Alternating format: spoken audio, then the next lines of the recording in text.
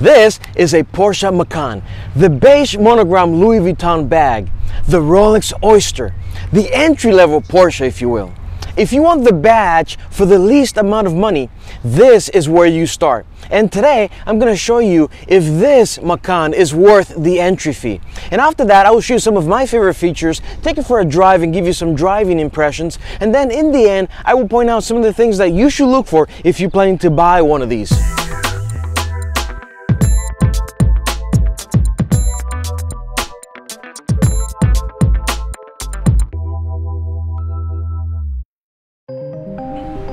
But first, a brief history lesson on the Macan. In a tale that began in November of 2010 as a development project, the birth of the Macan was formally announced by Porsche in March of 2011. The name Macan itself, deriving from the Indonesian word for tiger, was chosen in 2012. And just to note that Ferdinand Porsche developed a tank for the Germans in World War II and named it the Tiger, which the Germans used to conquer the Netherlands, which were then occupying Indonesia. Coincidence, anybody? Fast forward to the production version, which graced the 2013 Los Angeles and Tokyo motor shows, dazzling auto enthusiasts. In the European models, they hit the sales floor in the spring of 2014, offering the Macan S and the Macan Turbo variants. Now, keep in mind that the word turbo no longer means what it used to in the Porsche world. Both of these models come not just with one, but two turbos. Go figure. But more on that later. Here in the US, we eagerly welcomed these models in the late spring of 2014 as a 2015 model year, kickstarting a new era of driving excitement.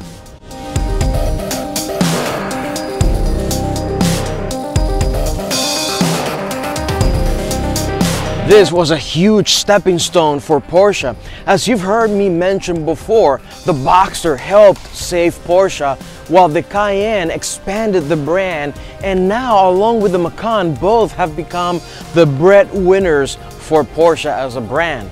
Sharing its platform with the first generation Audi Q5, the Macan embraces its distinct identity, modifying its suspension configuration, engines, transfer case, and more. Longer and wider than its Q5 sibling, the Macan asserts itself as a compact sports utility vehicle, delivering an unparalleled blend of agility and style. This high-performance gem is produced alongside the Panamera in Leipzig, Germany, and its lineage is apparent. Designed to be sportier than the Cayenne, the Macan came in with three distinct V6 engine models. The 3-liter Macan S boasting 340 horsepower, the 3.6-liter Macan Turbo with a robust 400 horsepower, and the 3-liter diesel with 258 horsepower for select markets. The range expanded further in October of 2015 with the introduction of the Macan GTS, bridging the gap between the Macan S and the Macan Turbo. Later, Porsche released a base Macan tailored for Asian markets and the United Kingdom, which eventually made it to the US. This version featured a reworked iteration of the Volkswagen Group's 2.0-liter inline-4 engine, which also powered the Audi Q5. Power output was set at 252 horsepower.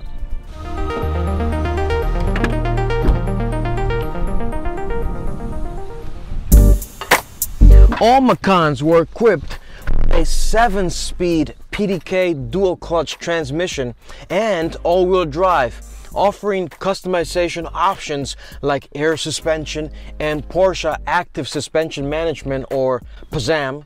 The success story of the Macan continues to unfold, with over 350,000 units sold worldwide since 2014. This is a true testament to its appeal. All right, and now to talk about my favorite features, let's start out with the design, the overall design of the Macan. I think is a very classy look, very Porsche-esque look. It looks like a Porsche, it really does. There's a lot of Easter eggs, a lot of little features that are pretty interesting in these cars. Let's start out right here with the headlight. It's a pretty interesting design. Initially, you had the Le Mans Porsches with the 4 dots on the headlights, then that continued on to the turbo models, and now pretty much every Porsche has the 4 LED lights on the headlights. Pretty nice touch. If you see it coming, you know it's very indicative of a Porsche. Right here you have the Porsche name engraved right in there into that piece of the headlight. It's a pretty interesting design. And now let me show you, stay right there, let me show you the hood piece on these cars. It's actually a one piece for this entire hood. I believe this is aluminum construction, and as you can see, it covers the entire front end of the car. We started to see this in the Mini Coopers. We see it on the modern day Supras and a few other cars, and you can see how this is just all one massive piece. Pretty interesting design. However, I'm not sure what the price is, but I would imagine that this is a very costly item to replace if you have any damage done to this piece here. I used to have a body shop myself, and I understand whenever you have to do anything on large pieces like this in a car, the cost just goes up. Now moving around, you can see how the lines flow really well on this car. It's very nice. But back here you can see that Porsche on this model Macan have updated their tail lights to also include the 4 dots on the tail light and a light bar that goes across the entire rear of the car. This is starting to be the norm. There's so many cars that have this, starting with like the Challengers and etc. And now pretty much every car has this, you know, Tron kind of light in the back of it. But back here, the interesting feature that I have to point out is, and I had to find this out the hard way. I was trying to open the tailgate and I just couldn't figure it out. I'm looking, as generally you do, you look for a button somewhere around here to open the tailgate. I started looking down here and there's nothing. There's a light for the license plate here. I couldn't find it anywhere. Well, guess what? The button to open the tailgate is actually right here, which is a pretty peculiar place to put it. But that's where Porsche decided to put it. You press this button and, like magic, the tailgate opens up. In the inside, it's just pretty much the same as any other car. There's a button here and then the tailgate closes. Ample space back here for enough luggage, very competitive for its size. So nothing too special in there. Stepping inside this modern Macan, it's a very interesting place to be in. Very modern, complicated. Let me get the ignition going here. Turn this radio off. And it's a very complicated place. Once you learn how to use everything in here, then it becomes very comfortable, very second nature, and a lot of things actually make sense. But you, just like that tailgate button, you have to figure things out first and then everything makes sense. So in here, very typical of a Porsche, you have a knob in here to turn your ignition instead of a button. I'm not sure what happened to a button. You have your tripod, 2 mechanical gauges along with 1 digital gauge, and then you have your entertainment center here, which is very user-friendly. It's very customizable, but very squarish looking setup on the boxes and different apps. They probably could have improved on the look of this device here. It looks very, you know, Linux, very old Windows, you know, Windows 8 kind of look. In here, there used to be lots of buttons, which I'm good for buttons. I love buttons. And the original Macan has plenty of buttons. Now this one is the modern version of it. So this is actually more touch screen kind of setup. So all these buttons here are just basically touch. You touch them and they activate just with a simple touch. You have your gear changer here, which no longer has the manual feature to engage it from here. Instead, you just use the paddles whenever you want to and they just work. This one has the Chronos package, which gives you this little clock right here.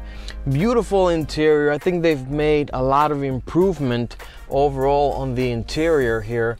Now in the back, I want to show you another one of my favorite features,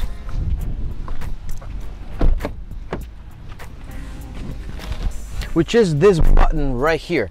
This is a temperature button for the rear section of the cabin. And so what it does is you have temp plus and temp minus right back here. So it allows you to adjust the temperature and have a difference from the front of the cabin. So, you know, typically my kids are always complaining, oh, it's so hot back here, so hot back here.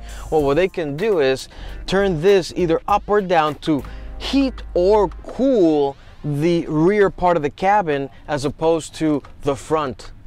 And now for my favorite part, let's go for a drive.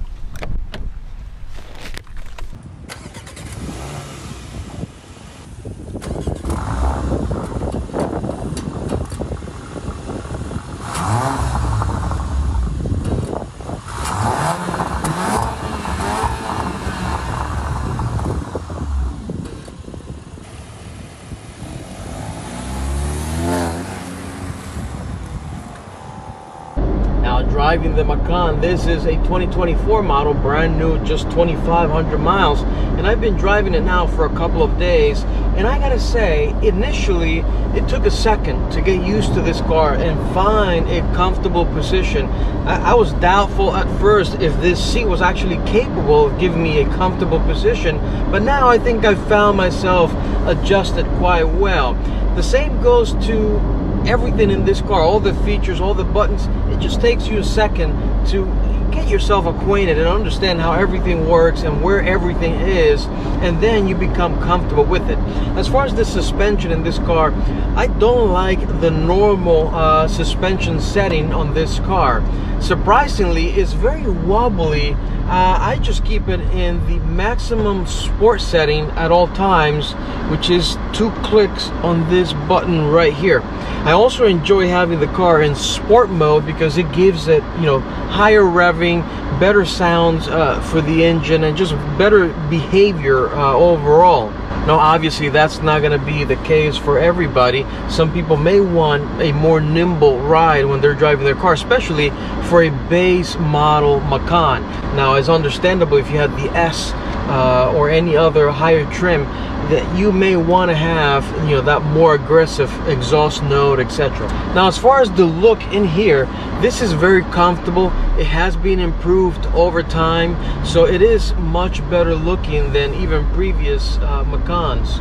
There's plenty of adjustability in the seat, etc. The electric steering wheel, it's interesting. I mean, it gives you the capability of, or the ability of, being able to very gently move the steering wheel while you're stopped or at very low speeds, and then immediately as you get going, you feel that it becomes very stiff, which is good. It gives you that sense of stability as you're driving on the road. Overall, a very nice interior, very clean in here. It shares a lot of elements and components with the VW group. That's to be expected. This is a shared platform. But overall, I think Porsche has done a great effort to make sure that this car represents the brand properly. In this car, I do feel like I am in a Porsche, and I do feel like I do want to continue to get more involved into the brand and explore different products, as opposed to like something like the Discovery Sport, where it just leaves me with a feeling of I just want to leave the brand. In terms of the driving dynamics, I mean, this is it's a heavy vehicle. I mean, it's over 4,000 pounds, but even with the 4-cylinder, you wouldn't guess it. I mean, it moves quite well. Even with the AC on, there's no hesitation to get going. So it handles like a hot hatch. Obviously a little bit higher, but it's very stable, especially on the sport setting, with the suspension set on the second setting. It's very comfortable in here, and it's very quiet. This engine, you can barely hear it. In sport mode, the PDK, revs allows revs to go higher, and you do hear a little bit of crackling every now and then, but it's still very quiet in here. And even if you floor it, it's still, with this transmission and the engine, it's just very quiet. Listen to this.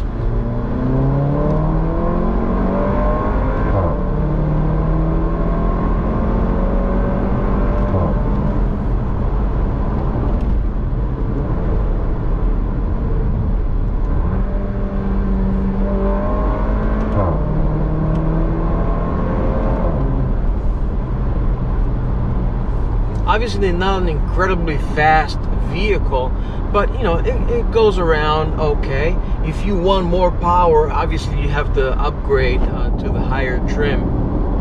If you were in the market for one of these, the base model Macan, I guess you have to ask yourself, is the entry fee really worth the badge, right? That's really the question here, because you can have the driving dynamics from similar cars, the Q5 for instance being a very close relative to this vehicle. So now, is it worth having the Porsche brand badge, the extra $15,000 to get into one of these?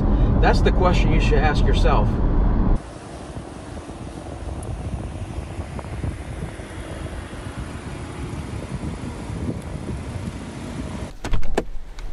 And now you're really pumped and excited to buy a Macan, which you should be. So allow me to highlight some of the things that you should look for if you're planning on buying one. I made a video to show you general things to look for when buying any car, like body shape, signs of wear, leaks, etc. I've also created a checklist so that you don't miss any steps. The link to that is included below. Use that as your starting point, but now let's dig into things to look for this car specifically that I think can be costly repairs. Now, keep in mind that it's never a bad idea to bring along a car-savvy friend with you who is familiar with these cars to help you look for things. If you found one that you have your heart set on, I also always recommend you get a PPI, a pre-purchase inspection done by an experienced Porsche shop or the dealership. It'll be the best $200 you spend on the car. Be sure to discuss with the current owner the list of items we'll review in this section. Additionally, the list of items we're going to review apply to all model years Macans unless I state otherwise. Newer model Macans are still being updated, so I may do another video later on with an updated list of issues to look for. Right, so now let's jump right into it. The first item I want to point out is the transfer case CV joints. Many owners have stated that they've had problems with the transfer case, possibly the CV joints as well. This seems to be more common with early model Macans, although it has happened with newer models as well. So pay attention to any weird noises in the drivetrain, and if still not certain on what they are, have the experts check it out. Sometimes a simple software reset may solve the issue.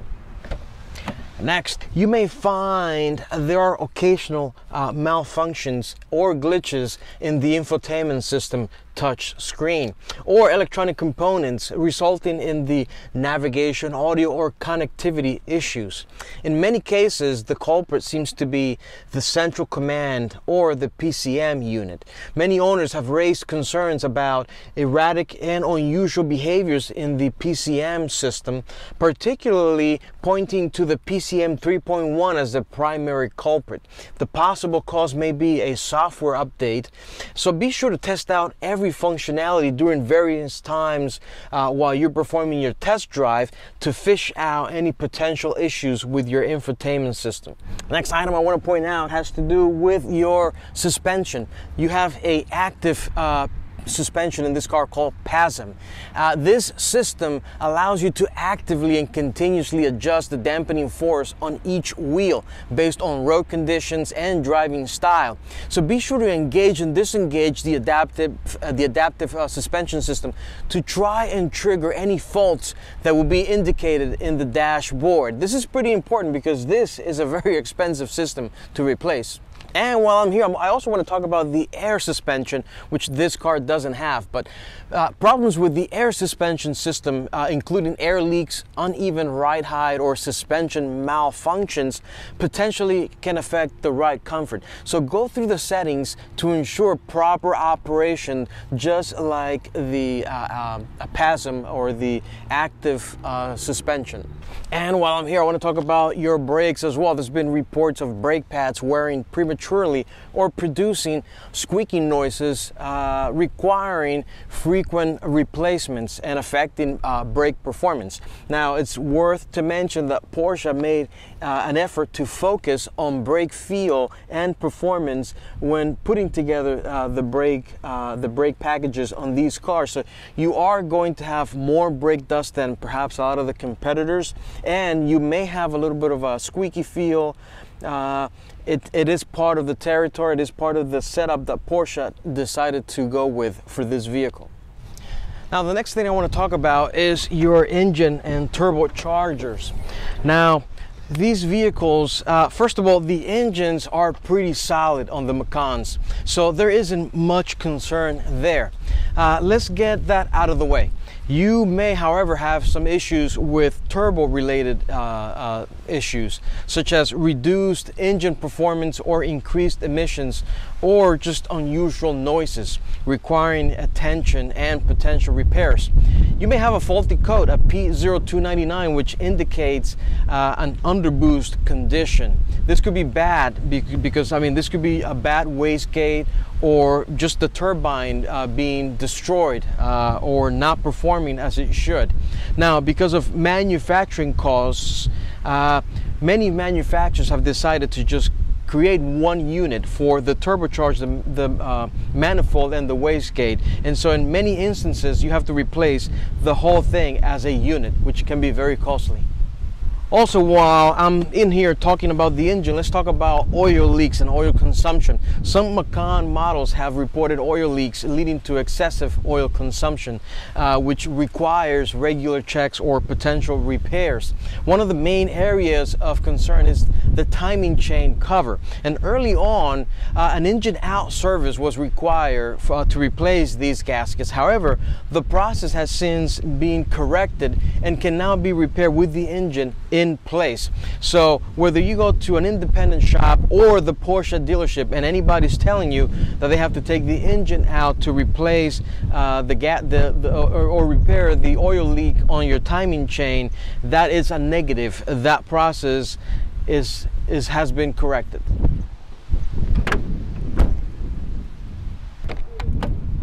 There's been complaints about rough shifting in the transmission or hesitation. Sometimes erratic behaviors can happen. So proper inspection is required because you may have potential repairs or replacement of this unit. And these vehicles are equipped with a PDK transmission. It's basically an automated manual transmission, a fusion of a manual transmission on the rear section, and then an automated dual clutch front section. The rear manual part is usually very reliable, while challenges often stem from the front part, which is the hydraulically controlled automated dual clutch section of the transmission. Essentially, Porsche's PDK is a ZF transmission unit that VW tailored for their car models, with Porsche adding their unique software and branding the unit as a Porsche PDK. So be sure to engage every gear during your test drive and ensure that the unit is operating properly under different driving conditions. I also want to mention a few other items that perhaps are not all that expensive, but they do add up. So first of all, the cooling system. There's instances of overheating or issues with the radiator and the cooling system, potentially causing the engine to overheat or create related damage. Be sure to check that out. Also, suspension noises and vibrations. There's a mention of unusual noises and vibrations from the suspension system, indicating potential issues with your shocks, your struts, or any other suspension components. There's been many comments about the upper control arm bushings frequently going bad. So be aware of that. Tire wear is another issue because uneven tire wear seems to be reported a lot. And you know, whenever you have to repair your tires, this is an expensive proposition. These vehicles come with staggered wheels, which means the rear tires are wider than the fronts, no matter the trim level. And so you can never rotate the tires front to back. The next item is recalls. And the best option to find out recall information is to go to your manufacturer's website, which I'm linking below. You can also go to the National Highway Traffic and Safety Administration in the US. The website to that is also below. And for either option, all you have to do is enter the 17-character VIN number, and this will provide you the list of recalls for the vehicle you're looking into. Thank you for watching, everybody. I hope you find this video helpful and informative. If you did, give me a like, give me some comments below that may help other people in the community looking to buy one of these. And don't forget to subscribe and hit that bell button to get notified on future videos. I truly appreciate it. It really helps the channel. See you on the next video.